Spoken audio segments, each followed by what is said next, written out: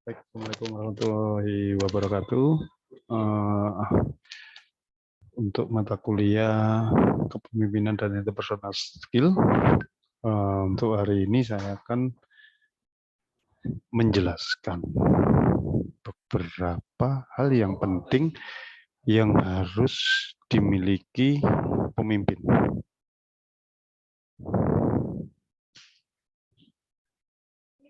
Dan kalau kita bicara hal yang harus dimiliki pemimpin, ini adalah yang harus paling utama. Karena kalau bicara kepemimpinan, pemimpin yang pertama ini harus memiliki kemampuan rethinking future. Rethinking future ini adalah pemikiran yang harus memikirkan untuk kedepannya. Tidak memikirkan apa yang sudah sebelum-sebelumnya, tapi kedepannya apa yang harus akan dia lakukan. Untuk apa? Untuk mampu menggerakkan seluruh potensi yang dimiliki organisasi atau perusahaan ke arah ke masa depan yang lebih cemerlang. Nah, kalau ke arah kepemimpinan itu memang kita sudah harus memikirkan ke depan lebih maju, ke depan yang lebih jelas. Karena itu adalah yang harus dimiliki oleh seorang pemimpin. Yang kedua, pemimpin ini apa ya, harus mampu membangun semangat setiap pribadi untuk ikut ambil bagian dalam mewujudkan sebuah tujuan. Dan yang ketiga, pemimpin ini juga memiliki semangat dan kesungguhan untuk bersama-sama menyelesaikan masalah secara cepat dan tepat. Nah, yang terpenting adalah kita nantinya, apabila kita nantinya akan menjadi seorang pemimpin, apa yang harus kita terapkan? Apa langkah yang harus kita lakukan? Yang pertama dengan metode ethical communication.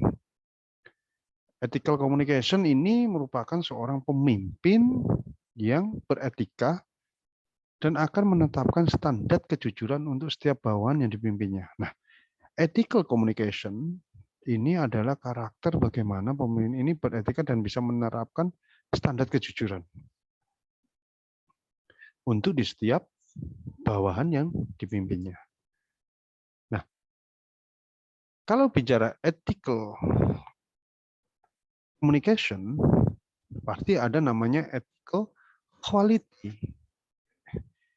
Ethical quality ini adalah pemimpin yang mempunyai kompetitif, seperti memberikan sebuah pelayanan, memberikan sebuah perhatian, atau memberikan sebuah kualitas kepada hasil dari bawahannya. Yang terakhir adalah ethical collaboration, di mana pemimpin yang bijak itu harus berkolaborasi untuk menciptakan apa? Menciptakan best practice. Untuk apa? Untuk bisa memecahkan sebuah masalah dan menemukan isu-isu yang sedang dihadapi di sebuah organisasi. Nah, inilah syarat mutlak kalau kita di dalam diri kita itu ada jiwa-jiwa untuk menjadi seorang pemimpin.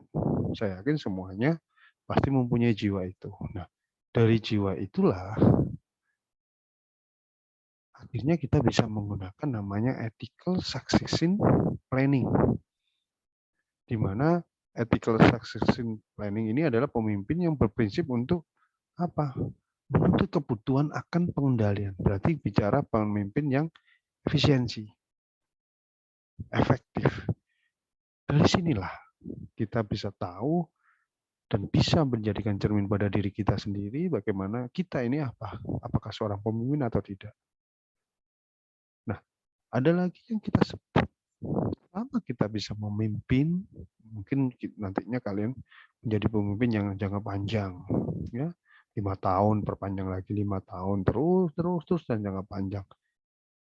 Itu pasti akan ada sebuah peningkatan untuk menciptakan apa? Menciptakan standar organisasi dan prosedur operasi untuk kualitas dan komunikasi yang dan yang terpenting adalah ethical tenure. Berapa lamakah seharusnya seorang pemimpin memimpin di suatu organisasi? Itu kita di Indonesia sudah banyak undang-undangnya, pemimpin 5 tahun maksimal. dipilih lagi selama 2 periode. Nah, itu etikat atau saya bicara ethical atau syarat-syarat menjadi seorang pemimpin. Kalau kita menilai sebuah nilai kepemimpinan, itu pasti semua akan melihat apa? Yang pertama adalah integritas dan moralitasnya. Yang kedua adalah rasa tanggung jawabnya. Kalau bicara integritas itu dia dari berpengalaman dari mana, dia pernah memimpin di organisasi yang mana. Moralitas adalah cara memberikan instruksi, memberikan masukan seperti itu. Yang ketiga, bagaimana pemimpin bisa memberikan visi, tempat, kebijaksanaan, keteladanan, menjaga kehormatan. Yang terpenting adalah mereka pemimpin ini harus beriman dan mempunyai kemampuan komunikasi yang kuat, tinggi. Dan yang terakhir, komitmen meningkatkan apa? Kualitas sumber daya manusia. Inilah nilai-nilai sebuah kepemimpinan.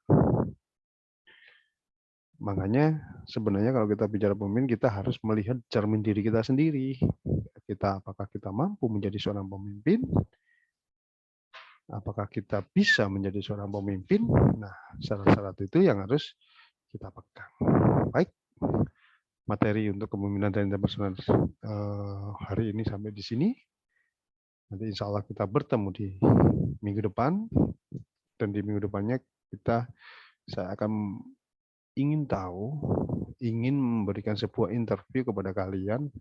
Kalian ini ada merupakan sosok-sosok seorang pemimpin atau tidak? Dan apabila ingin menjadi seorang pemimpin, nanti saya akan memberikan sebuah motivasi bagaimana menjadi pemimpin yang insya Allah banyak yang mensupport kita.